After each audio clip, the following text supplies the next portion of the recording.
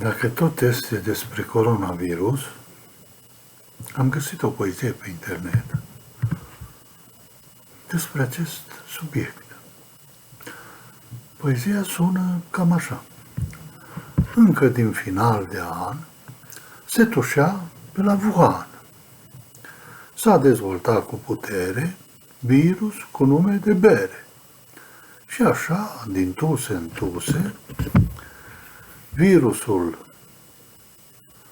ăla se cam duse, mai rapid decât racheta, detușește azi planeta.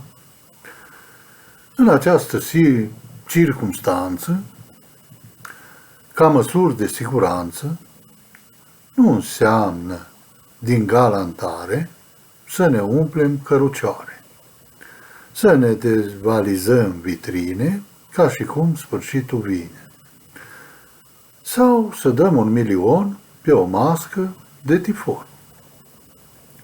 Calmul trebuie păstrat, nasul mai atent suflat, mâinile mai des spălate și mai mult dezinfectate suprafețele cu care intrăm în contact mai tare.